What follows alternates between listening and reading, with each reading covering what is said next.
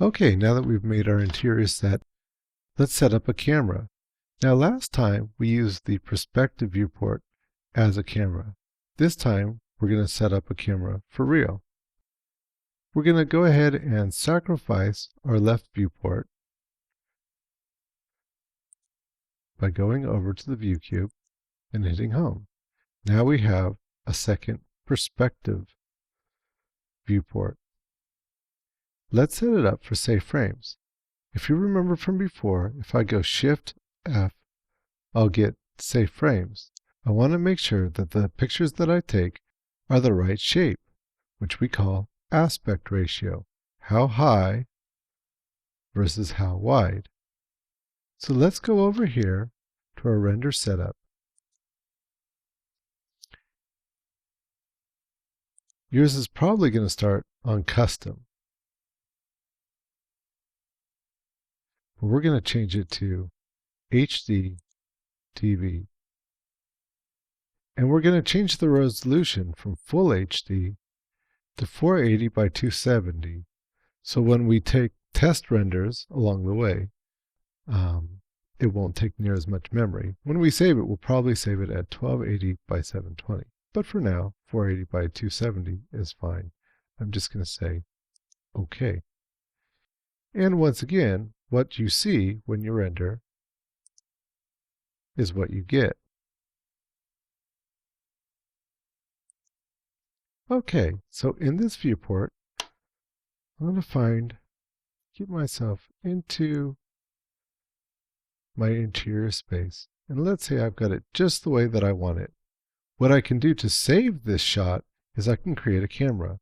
We're going to create what's called a physical camera by going Control on your keyboard and C. When you go Control first, and then while holding down the Control button, go C, you'll create a physical camera. We can see it's shown up here in my Scene Explorer and also in the Modify tab of my command panel. If you look in the other ones, the other viewports, you'll see that camera has actually gone there. You can control the camera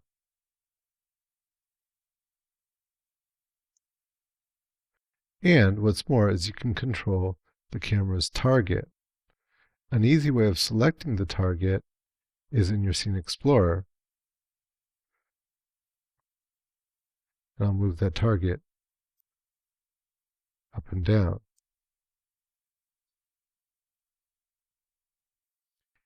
In your physical camera view, you'll notice that these buttons have changed. Let's take a look at perspective, and we see our familiar zoom and pan, etc. But if we click in our camera viewport, these have changed. They do very similar things. This one, for instance, dollies the camera. You can watch the camera move. The cone that you see up here represents what the camera sees.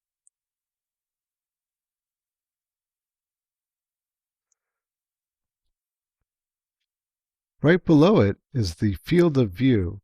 Be careful with this one because it's not going to actually move the camera, but going to change the angle of the lens. It seems like you're zooming in, and you are, but be careful. You can see how the camera will greatly distort your view.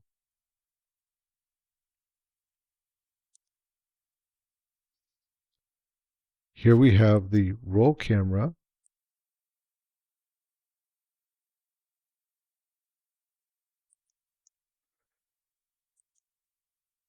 The orbit of the camera.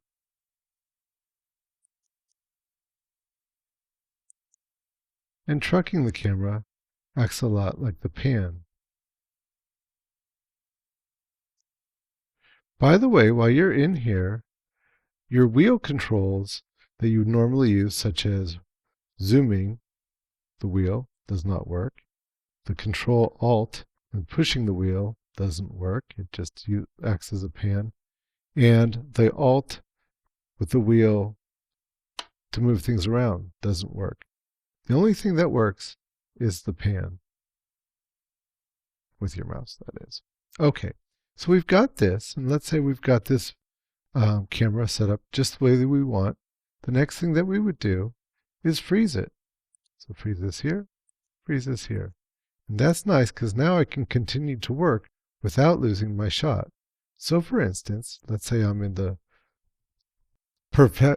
perspective viewport. I can roll around. I'll click on the floor for a second there. Yes, I can roll around, changing my view, being able to work, doing whatever it is I need to do. Go to T for top, for instance, or back to that perspective view. And it never changes my camera. In fact, if I was in my perspective, and was to go Alt W to change to a full view, and then let's say I went F for front and P for back to perspective, I could also go now C for camera and get into my camera view. Let me go back to T for top and show you that over here, where you've changed things before, and you've seen the familiar perspective, top, left, etc., you also now have cameras. And if you have multiple cameras, this is one place that you can choose between different cameras.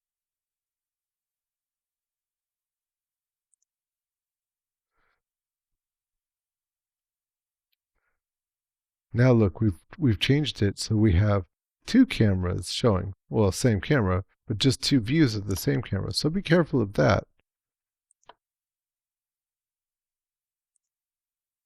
There we go. That's better.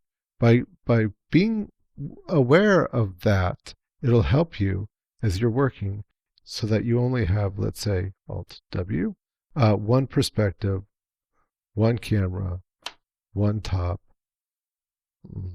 what else? We have one front, etc. And back to camera. And that way, when I go back to Alt W to my 4-camera views, I still have the viewports that I was familiar with. Okay, well, now that we've made our interior scene, let's put a few objects in it.